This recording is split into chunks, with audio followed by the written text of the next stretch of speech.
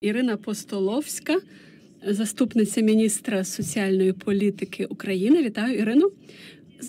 Дозвольте запитати вас, як російська повномасштабна агресія вплинула на жінок та дівчат в Україні. Дякую вам, Melanne. Це честь та задоволення вітати вас і говорити з вами тут. Я дякую також команді організаторів цієї конференції за те, що даєте жінкам такі розширені можливість виступити, підняти свій голос і про те, що привертаєте увагу до гендерного мейнстрімінгу, який є важливою частиною відновлення. Щодо вашого питання, є надзвичайно багато різних аспектів впливу війни. Жінки, дівчата, ЛГБТ, квір, особи небінарного гендеру, вони всі страждають від disability and displacement status. More than 60% of internally displaced people are women. Almost 80% of those who have sought refuge abroad are also women and children. We know that they were forced to flee their homes and in most instances have lost their support networks. This has impacted their responsibilities in terms of childcare responsibilities, in terms of also their role in the family structure. We see an increase in the share of women also reporting unpaid care work, and before the war, we already saw that women were taking on these additional care responsibilities, but as a result of the war, women spend more than twice as much time as men, taking care of children, taking care of adults with disabilities, taking care of their loved ones. This burden has particularly increased for those whose partners serve in the army, whose children are not able to attend school because the infrastructure, the schools have been destroyed, and for those whose family members require additional care because they are not able to live independently. There are deep-seated social norms and gender stereotypes that continue to prevail, that hinder progress in this area. But at the same time, I'd like to note that Ukraine has already made, over the last 3 years, progress in this particular area in terms of child-rearing and upbringing. A recent survey in 2023 showed that almost 20% of fathers reported equal responsibilities in terms of child upbringing with mothers for children under the age of 3, compared to only 10% in 2020. We need to maintain this progress as the war continues, and particularly after victory, to ensure that fathers are also equally involved in child upbringing. Of course, the increasing care responsibilities limit women's opportunities and ability to engage actively in the labor force. We see an increase in gender-based violence, and we know that the numbers will also continue to increase.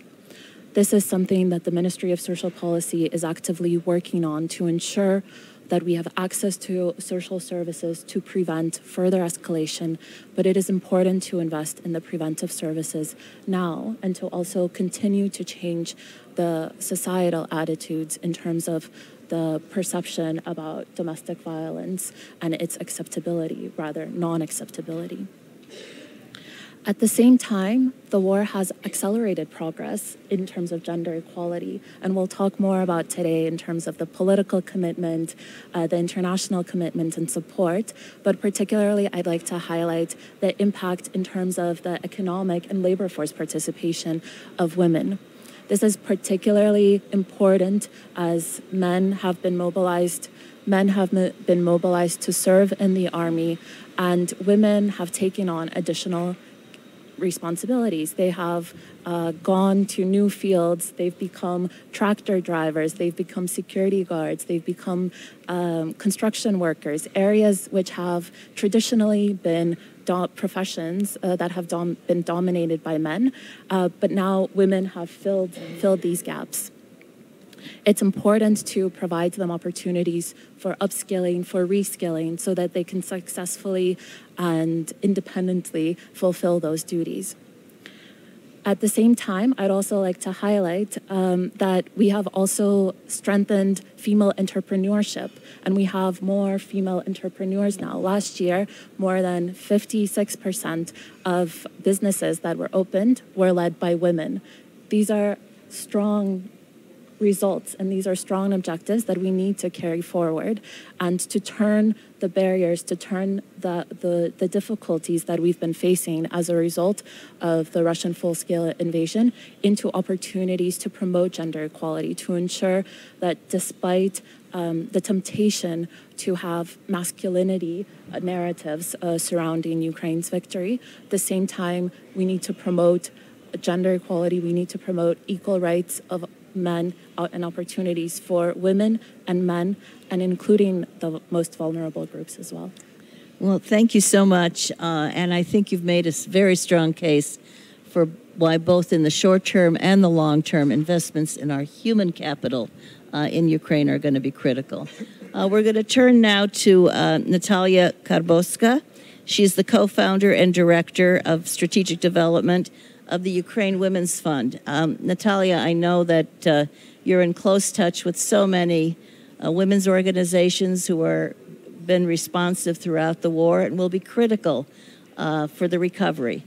What are some of the barriers that are going to have to be overcome to ensure that that's possible? Thank you, Melanne. Good morning, dear participants, dear colleagues. You said about women's rights organizations, and I want to thank the government of Germany for inviting this year so many civil society organizations and especially women's rights organizations. They are here. They are the voices of their constituencies, and they have a lot to say here. Back to your question, Melanne, about the barriers. I think one of the barriers is systems.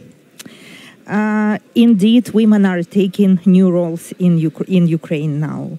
They are more visible.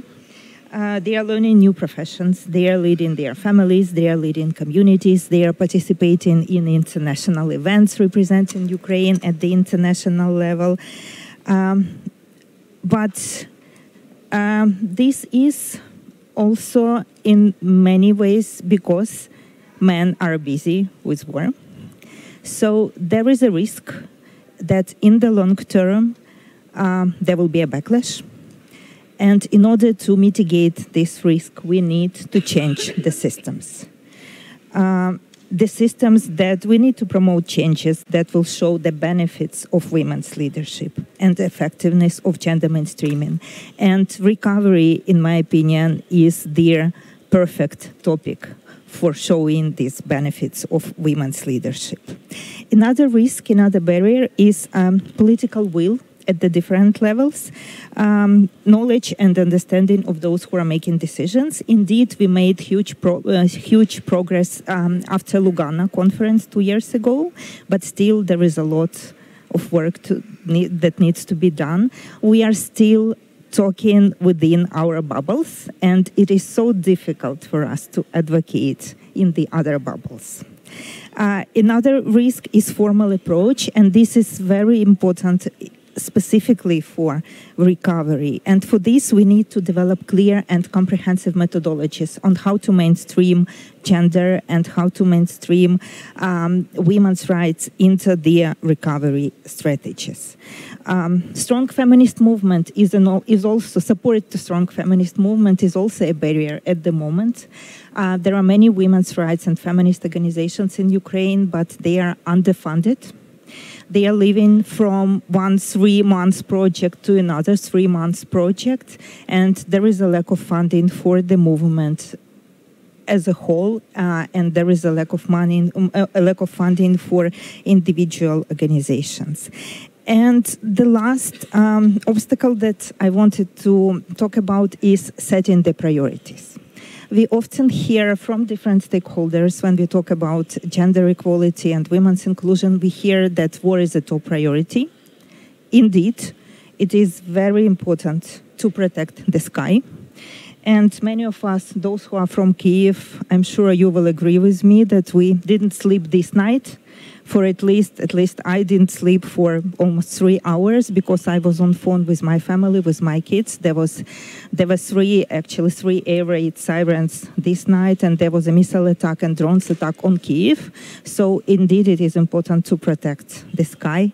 But on the other side, you know what is, and again, I'm sure my colleagues from Ukraine will agree with me, what gives us strength and hope when we are running to the shelters, hiding in the shelters, is thinking about the future and planning the future. So it is the momentum. Despite the war, it is the momentum to think about the future and to plan recovery. And I encourage all of us to be with us in this planning. Thank you.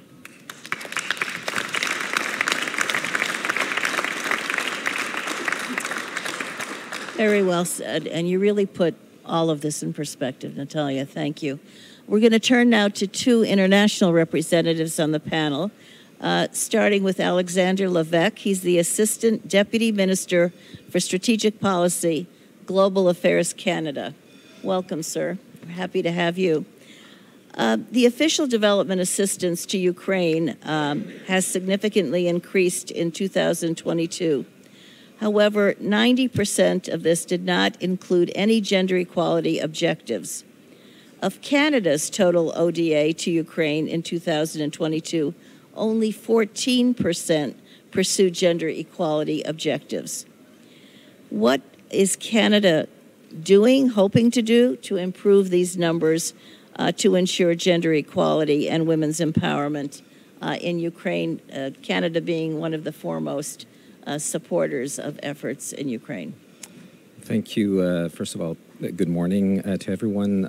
I want to say how much of a pleasure and an honor it is to be on this very distinguished panel. And already the two interventions that have been made, both the vision you projected, Deputy Minister, for Ukraine, and the phenomenal trends that you've identified, and the very real human and heartfelt impact that you have described, I think set the tone very well for this panel. Let me just begin by reminding everyone of Canada's approach to gender equality. Canada is a country that has both a feminist foreign policy and a feminist international assistance policy. And as part of this, we have set ourselves targets for ensuring that gender equality elements are part of absolutely all the programming that we carry out. Now there's an explanation for the delta that you've identified, and I'm going to get into that. Our projected target is 95% of all of our development assistance programming has to have a gender equality element or has to integrate gender equality elements. Now, why the difference between the 95% target, which we have met systematically, by the way, and the 14% you've identified? In the past couple of years, because of the extraordinary situation in Ukraine following Russia's invasion, the vast majority of our incremental funding has been in direct budget support, has been in macroeconomic support. And of course, I think we can all agree that this support covers social services, salaries of public servants, teachers, etc. But unfortunately, it is impossible, according to the OECD rules, to assign a gender coding to this. So I would say that probably doesn't, the 14% doesn't reflect the reality of the percentage of our development assistance or our assistance to Ukraine, period, touches on in terms of gender equality. But I want to touch a little bit more just to illustrate how, beyond this statistic, how the programming that Canada runs in Ukraine and the impact that it has. Just to give you an idea, advancing gender equality in Ukraine includes preventing and responding to sexual and gender-based violence, supporting women's organizations and movement, helping the government promote gender-responsive policy making, exactly along the lines of what the Deputy Minister was mentioning earlier, promoting women's political and economic empowerment. And we heard in the presentation the systematic theme that comes back, which is empowering women, ensuring that any funding that we put forward can help with putting women in decision-making situations and breaking traditional gender barriers. And finally, meeting emergency needs for women and girls in communities, far remote communities near the front lines. All of this is based in a fundamental belief, and research demonstrate this over and over. And this is a bit of a pitch to convince the non-feminist traditionalists that investing in women is not a zero-sum game. Investing in gender equality benefits all of society in the short, medium, and long term. It's that profound conviction that continues to animate and support and be at the very root of our feminist international assistance policy. Well, thank you very much, and you're absolutely right. I think the point about these kinds of investments that go to women are not part of a zero-sum game. Everybody benefits. Men don't lose when women gain. So thank you for underscoring that point, and thank you for all that Canada is doing, because I think that integrative model is really critically important. We're going to turn now to Kirsi Madi, who's the Deputy Executive Director of UN Women. Kirsi, how can UN Women ensure gender mainstreaming throughout the UN agency systems concerning Ukraine? Because many of the agencies are involved, not just UN Women in Ukraine, but how can this go well beyond what UN Women does in terms of that integrative model that Alexandre just mentioned? Thank you so much, Melanne, and really such a pleasure to be in this room today. And I just want to note how powerful the interventions from Oleksandra, Iryna, and Natalia have been. The video, it's really reflecting how critical the moment is, the investments and the commitment for making a real change is so palpable and is so crucial. So I just want to thank everybody who is in this session and really thank for the opportunity to be here. Before I answer directly your question, can I just say a few more words about the impact of the war on women and girls? Iryna already talked about that, but I think it's important that we reiterate and we never forget that women and girls are really the majority of those who are affected by the war waged on Ukraine by the Russian Federation. As you said, they represent 60% of the internally displaced. They represent 80% of the refugee population. And at the same time, often are at risk of gender-based violence, of sexual exploitation, abuse, and trafficking. I think it's really important that we take the pause and remember that, and we keep on reiterating that. Now, the third rapid damage and needs assessment, which was released in February this year, reflected an increase in women's unpaid care work, heightened risk of gender-based violence, and actually a decrease in women's formal decision-making, which all pose challenges to the gender-responsive recovery. Now, we very much at UN Women and the UN country team, we commend the government for the commitment to gender-inclusive recovery. And we've been extremely encouraged to see how the Ukraine Facility Action Plan incorporated the principles of inclusivity, gender equality, and social cohesion. It also included the establishment of the platform for gender-responsive and inclusive recovery under the Deputy Prime Minister, Olga Stefanishyna, to mainstream gender equality in recovery planning and budgeting. But what is important to keep in mind that while gender equality is incorporated across the recovery plans, the funding to reach those gender equality and women's empowerment objectives and targets is yet to materialize. And this comes to your question, Melanne, that you were just asking Alexandre. Much too often still today, women's rights and needs are not fully reflected and addressed in the humanitarian recovery plans. Now, perhaps also worth reiterating, the OECD DAC report that was just released now last month was actually showing a decrease in funding for gender equality. In 2022, the official development assistance to Ukraine increased to 18.9 billion from the 1.3 billion in 2021. So we all know the reasons for that. But just to reiterate it again, only 90% of this funding did not include any gender equality objectives. Melanne said this already, but I want to reiterate that, because while we have the commitments, we say we want to work on this, we are still really failing in meeting those political commitments and principles commitments in reality. For the UN system, similarly, last year, only about half of the UN programs applied a gender marker, which we should be doing everywhere. The remaining programs did not undergo a gender analysis. Among the programs where gender markers were applied, only 1% of the overall funding was directly to initiatives aimed at achieving gender equality. So I don't want to be negative, but I want to just really ensure that there is an understanding that the commitments and political commitments and the words we really need to translate those into real action.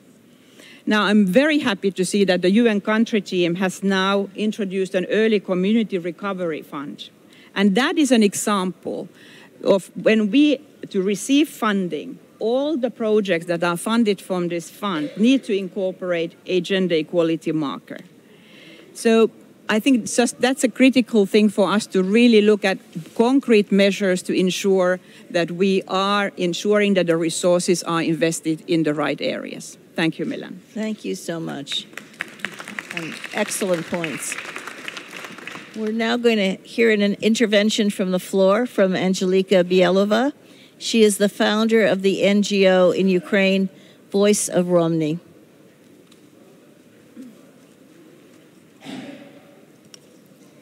Thank you, Melanne. I'm grateful for the opportunity to speak today.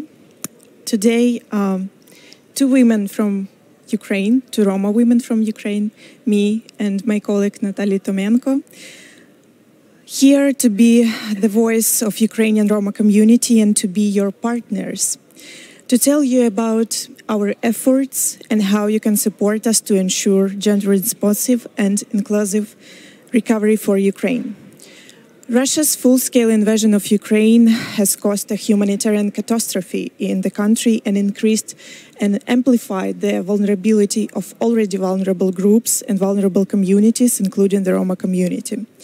The Roma community is often overlooked, so my organization Voice of Romny is working for investments in leadership, especially for local women's initiative groups, women's NGOs, and we need your help to do this, to strengthen Roma women activists with the necessary knowledge, skills, help with exchanging programs, bring their voices at various levels, including international, so that the needs of Roma are included in the plans of humanitarian response, recovery in Ukraine, so that Roma women were not only heard, but also involved in decision-making process.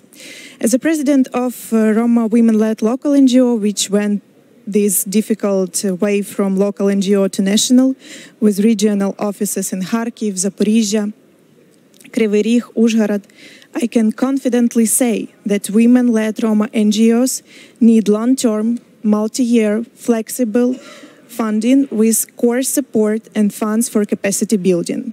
We need such funding to be self-reliant, self-organized, carry on a dialogue, to advocate, not to leave our huge expertise on the ground to be unheard. Government should make more efforts to carry on a dialogue, to attract funding and achieve effective results of the Roma strategy till 2030. We need effective plans and solutions on the ground in a localized way, because the Roma community is not homogeneous and many needs vary from region to region. We already see positive steps towards localization in some regions with the participation of government officials and NGOs, UN agencies, but this should be a unified approach for all regions.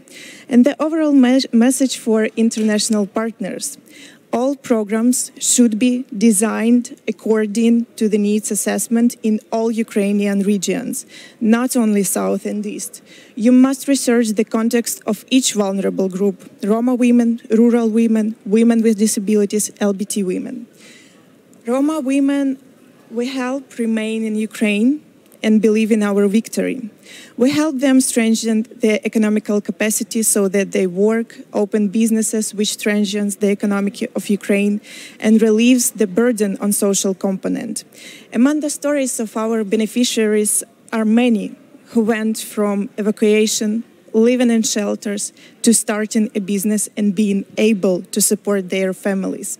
And our partners, governments, should apply the approach of combining the humanitarian component with the development of economical capacity and livelihood programs and raising awareness and education.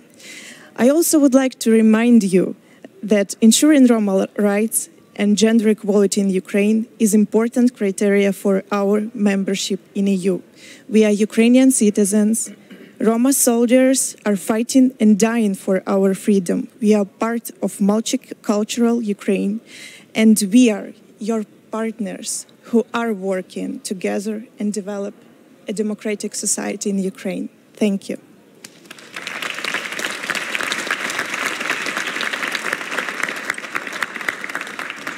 Thank you, Angelika. We're now going to have two others join our panel. First, Kateryna Levchenko, who is the government's Commissioner for Gender Policy in Ukraine, so she plays a critical coordinating role in all of these issues. And Lenna Koszarny, who is the founding partner in Horizon Capital, obviously a key topic in this discussion as well. So, Kateryna, let me start with you. How can a gender-responsive perspective be systematically integrated into the design and implementation of reconstruction when the war's going on? So you've got the conditions of war. How can this be carried out? Thank you, Melanne. Thank you for this question. Thank you, everybody who joined our panel discussion, which really very important for whole Ukraine Recovery Conference, and which brings new vision to recovery. And this vision is about strong female participation in all decision-making systems, not only processes, but systems as well. And having not too much time, I just would like to share with you several points which I consider important to ensure gender mainstreaming in all recovery processes. First, of course, we need strategic approach. Without strategy, it's not possible to reach our goals. Government developed and adopted a national gender equality strategy till 2030, and it connected with sustainable development goals. But we also see necessity to go further because we live in a very dynamic time. Second, it is coordination. Coordination of government institutions of all levels and all pillars, coordination with civil society, which is very strong, as you already see, not only during this session, and with our international partners, international organizations, and development partners. Such coordination is very important, and according to Ukrainian system, Deputy Prime Minister on European and Euro-Atlantic integration is coordinator of the policy, and the platform on ensuring gender mainstreaming and inclusion in recovery, you already mentioned, it is led by Olga Stefanishina as Deputy Prime Minister. And I consider that this platform, together with consultative panel of civil society organization, is a very reliable partner of an international alliance to support gender mainstreaming and inclusion in recovery. Third, of course, we should utilize gender disaggregated statistics, gender disaggregated data in all programs, in all projects. And it's very important to include such data in all research surveys developed with support of our international partners. And then to use this gender disaggregated data in developing strategies from community to national level. Fourth, gender analysis, and maybe even gender analysis plus, as used to develop in Canada, because without gender analysis, all program will be gender blinded. And of course, we have to recognize all barriers, and Iryna and Natalia already shared a lot of points connected with different barriers. And as for me, one of the biggest barriers for full, effective and meaning women participation in all processes, including recovery, is the burden of unpaid work on care.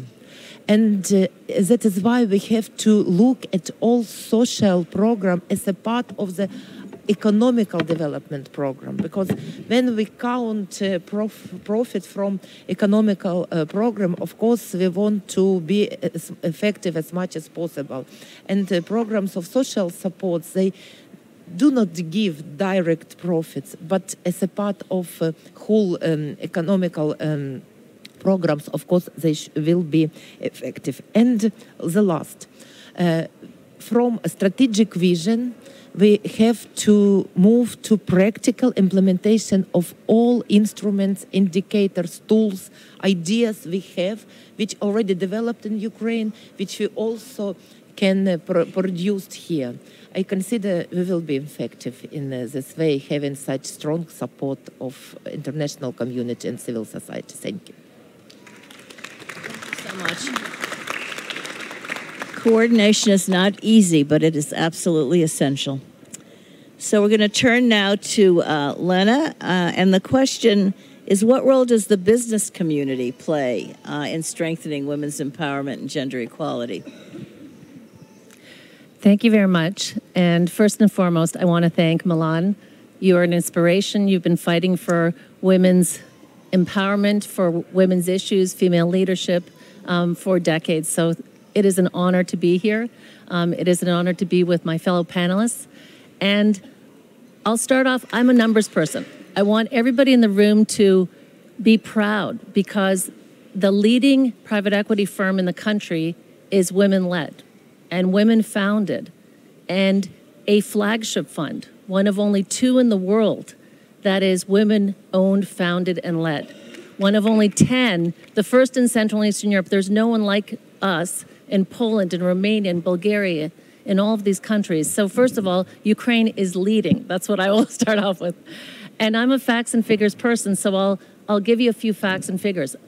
I operate in an industry that's 11.7 trillion, where senior women are 15%. My message to you today is give women the resources and the tools to promote gender-smart investing, to invest in other women, to move the dial, to move things forward.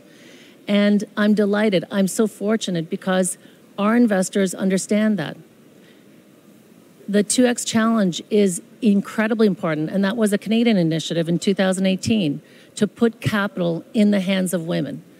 They put a 15 billion goal to do that for 2021 and 2022, and over almost 17 billion was put in 472 projects, including Horizon Capital. And this is because you have this group of like-minded people who believe that this is important. The folks who backed us, EBRD, IFC, JICA, the government of Japan, Western NS Enterprise Fund, the SVED Fund, Fin Fund, FMO, DG, all of these folks who backed us, who said, we want to make sure that money gets into the hands of female entrepreneurs, like Victoria Ripa at Better Me, or Kateryna Kostareva, who's one of our founders at Kresho, or Natalia Andreychuk. We've raised the largest fund for Ukraine, 350 million. We've invested a third of it, and half the projects are women-led and women-founded. So what role do we have? We have to lead. We have to give women the resources. We have to ensure that right now, women, 56% of new businesses are being launched by women. 2/3 of every new job is a woman in Ukraine. Now we have to make sure that women have the capital. I look at Natalia Karbowska, who does so much. She has an $8 million budget. Why don't we all get together, folks? 8 million, 5 years, 40 million. 4 international financial institutions, that 10 million could ensure that she does the really important work. All the women who are leading in Ukraine, they should be oversubscribed. They should be turning money away because there's so much backing them. Melanne, I have to say one thing, because the international financial institutions will have a lot of money to put into Ukraine. And there's this debate. Do we include the gender objectives in that financing? And my vote is absolutely. Absolutely. There is the capacity in Ukraine. There are the women leaders. There are the funds. There are the NGOs. And we have to make sure that we ask the partners to keep looking and finding those women. When I'm doing gender smart investing, and we have 26,000 people on the ground through our companies, our goal is 50-50. We want to see gender equality. When United Nations in 2022 said it will take 286 years, I'm sorry, it cannot take 286 years. It cannot take 140 years for women to achieve leadership in business. Ukraine will lead, Ukraine will be faster. Back Ukrainian women, and you will never go wrong, and you will make a lot of money along the way. And my last point is one thing that was very important, because Melanne, women, peace, security, that harkens back. I had one of the greatest experiences of my life when we closed our fund, and we did it in Tokyo. 350 million, JICA put in 20 million, and I had the pleasure of being on the Women, Peace and Security panel. We were there, and with Minister of Foreign Affairs Kamikawa. It was one of the greatest moments of my life. And these kinds of events, like today, thank you, Melanne, thank you to the German government, thank you to everyone here. This shines a spotlight on women. We have to keep giving women the voice, the capital, the leadership opportunities that they themselves are creating. Thank you. Thank you so much. Well, I think the vote should be by acclamation for everything you said.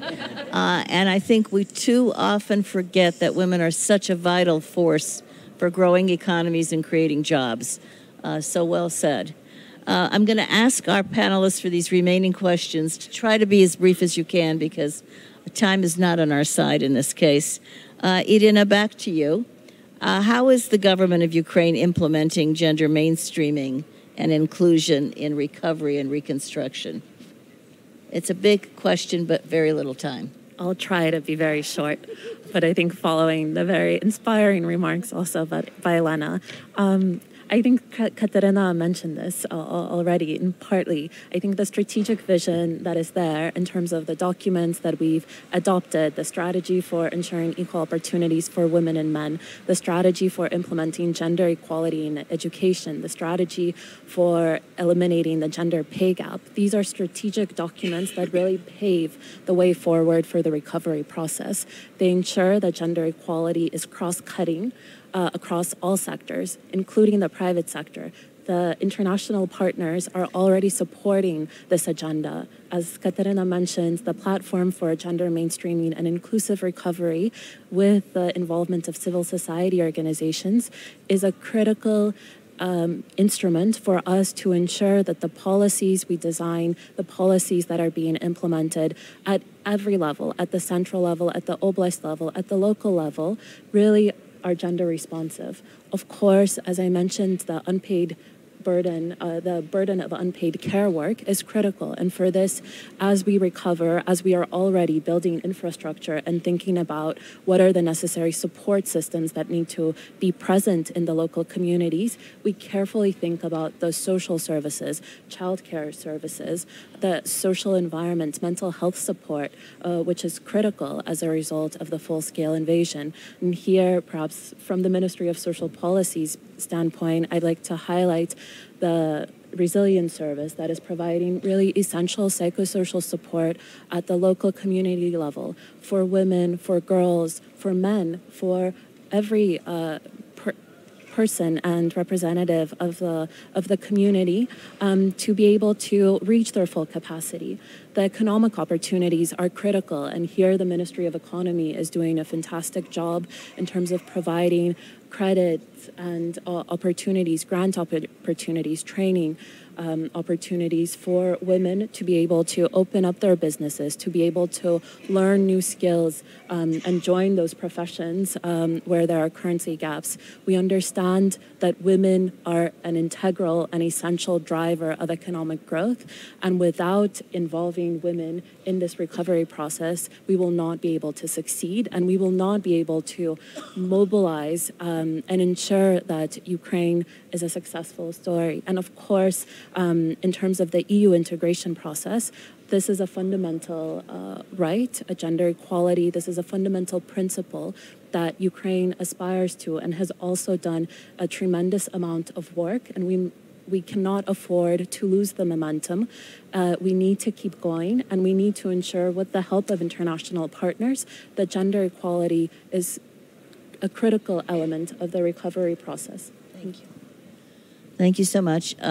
Kirsi, we heard from Lenna about access to capital and how critical it is. Can you talk just very briefly about why and how it can be prioritized, gender equality can be prioritized in international financial considerations and technical assistance? Thank you so much. And just to say, it's not only about the principles, it's not only about human rights, non-discrimination, women's rights. It's a smart decisions. It's a smart decisions in investing gender equality. It's smart decisions for the businesses. It's smart decisions for every society. So therefore, Lenna, it cannot be a question whether the resources that are coming in have a gender perspective and have a gender lens. They have to have a gender lens if we want to make a difference. And that's why we are also encouraged that we are seeing so many powerful women taking the lead, indeed, as you are saying, leading the businesses, starting up in the economic area. And as I was speaking with Sabina, our representative in Ukraine last night, the real potential in women's economic empowerment in Ukraine is palpable, and that's absolutely critical, in addition to the political participation. I'm also pleased to see that how many governments, international organizations, civil society and private sector partners have now decided to join up in the Alliance on Gender Responsive Inclusive Recovery that will be launching shortly now. It's really critically important, as I said before, that we are now turning those commitments into those very palpable and tangible financial decisions. And we, all of us, do our part in that process. I am confident that the future can only be better with women at the helm. Thank you. Thank you. And Alexandre, how can Canada's feminist international assistance policy be deployed to ensure an inclusive recovery in Ukraine? We've talked about big high-level ideas, so I'm going to get a little bit more granular. Here. Number one, I will say we're not reinventing the wheel. We're not creating anything. We're supporting excellent plans that are already in place. So really, it's about amplification. It's about support and accompanying everything from central government to local communities and mainstreaming. Number two, and this gets to what I was referring to as getting a little bit more granular. Part of our objective and our FIAP, Feminist International Assistance Policy, is to really boost women's participation in public life. There's a program, and I'm actually, I'll let Natalia speak more about it as the leader of this program in Ukraine, called the Women's Voices in Leadership program, which really promotes the women's movement, generally speaking, and we think will be an absolutely essential part in Ukraine's recovery. And I'll just give you a bit of a sense of what the movement, the Women's Rights Organization, have been able to achieve. Launching community services for highly vulnerable and displaced people. We talked, and I think I heard you say earlier that it's the plus in GBA plus that needs to be to be, and you mentioned this as well, the intersectionality, the looking at the most vulnerable aspects of society. So launching community services for the most vulnerable people is absolutely critical. Creating economic opportunities for women and providing counseling and services for survivors, and particularly survivors of gender-based violence. These are all things that the Women's Voices and Leadership program can accomplish. Last thing is localization, a growing movement or trend in development assistance, which is really ensuring that any recovery, any further progress is locally led. What it means in practice, it means asking local communities what they need and supporting them with their own plans. And again, the plans, we heard them introduced before, they're absolutely excellent. The vision is there. All we need to do is support this. So we do this a lot by entering into partnerships with local governments, not just national governments, municipalities, and even if recovery plans can be centrally managed, the effective implementation will be done locally. Last thought I will leave with you, just to come full circle, is a profound conviction that good practice in gender-responsive planning needs to make sure that women are in decision-making situation. Women must be represented in non-token roles. Command influence over budgets. The attribution of budgets is absolutely essential. And of course, holding positions of political influence. And this panel is a beautiful example of that. Well, all very good points, and I think the localization issue needs to be underscored because so much of the recovery implementation will take place at the local level. Natalia, give us a sense of, in very short order here, of the role that grassroots women are playing in leading so much of the effort today, and their critical role they must continue to play with support. Oh, sure. And I will follow up on the localization, of course, and women, peace and security that Lenna mentioned. I think we absolutely should be proud in Ukraine with the methodology that we developed on women, peace and security, on the implementation of the National Action Plan and localization of the National Action Plan. This is really this collaborative work of civil society and the government of Ukraine and international partners, which really is helping us to achieve significant results. And one of the parts of this methodology of localization are 1325 coalitions that are now working in the 19 oblasts, 19 regions of Ukraine. The coalitions, representatives of coalitions are actually, some of them are here at this meeting today.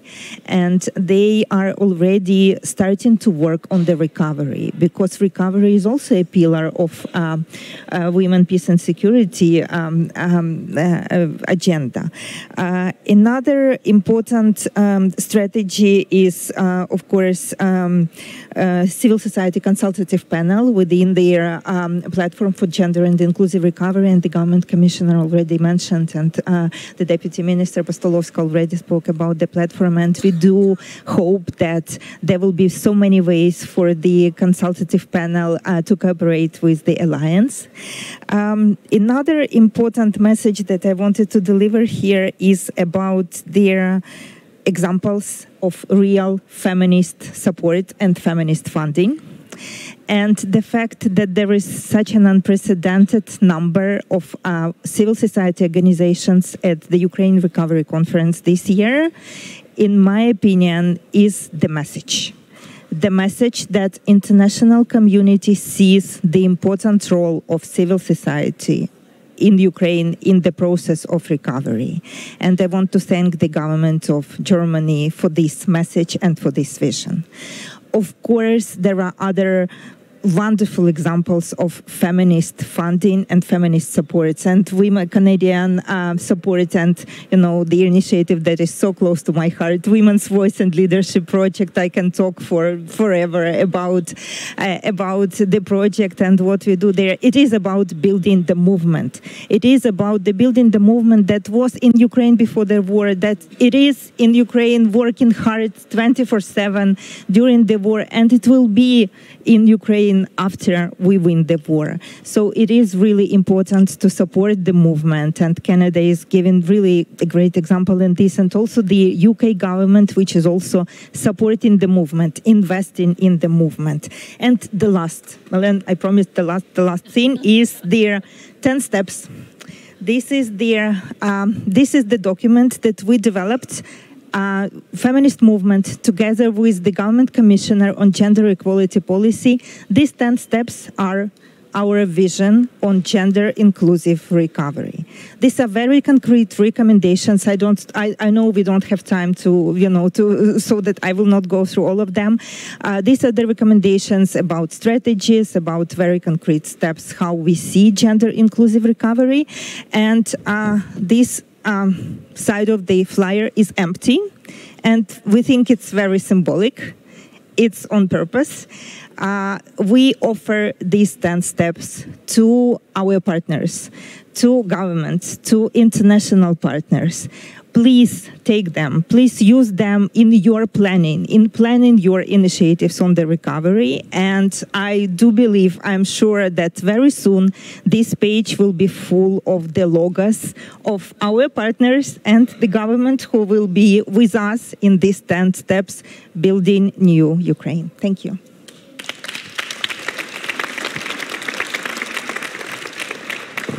And we share that goal with you, Natalia.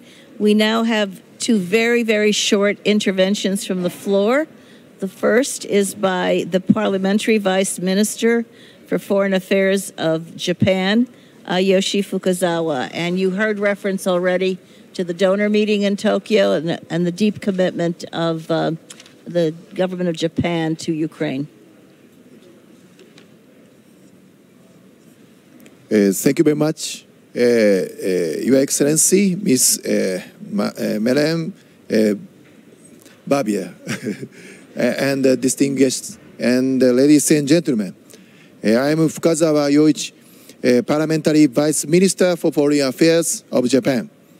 I would like to express my highest respect for the efforts of all parties involved in organizing today's excellent session. Under the leadership of Minister Kamikawa, who has been promoting women, peace and security, or WPS, as one of the key foreign policy focuses, Japan has been taking every bilateral and multilateral opportunities to communicate the importance of WPS. WPS is one of its core themes of assistance for Ukraine's recovery and reconstruction. We need to incorporate the WPS perspective into all phases of Ukraine's recovery and reconstruction.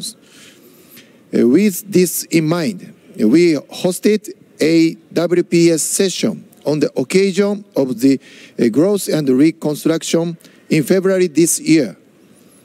Ms. Lenna Koszarny, founding partner and the CEO of Horizon Capital, and Ms. Natalia Karbowska, Director on Strategic Development, Ukrainian Women's Fund, who graciously attended the session, also present here for this conference today.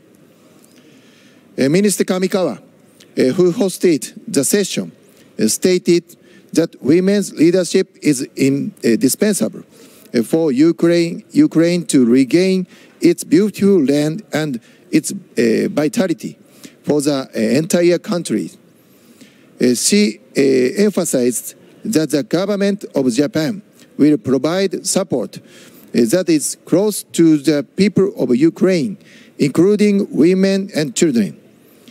Foreign Minister Kamikawa also stated that the public and private sectors will work together to achieve this goal, incorporate with partners in the international community. The minister emphasized on the importance of the linkage between Japan's conference in February and today's session in Berlin. WPS Himawari Friends Network was launched at the conference in February. I'm very encouraged to see the international cooperation that Minister Kamikawa called upon in February is about to expand further here in Berlin. Japan wholeheartedly endorses the philosophy of the Alliance for Gender Responsive and Inclusive Recovery, which emphasized support for gender equality, women's access to rights, representation, and resources. I hereby state that the government of Japan is fully on board with this statement. We will continue to contribute to the international efforts of the WPS in the process of recovery and reconstruction in Ukraine with other countries. Thank you. Thank you very much. And the last word goes to Anna Sharyhina, who is a Ukrainian LGBTQI activist. Anna. Wow. Добрий день. Сьогодні я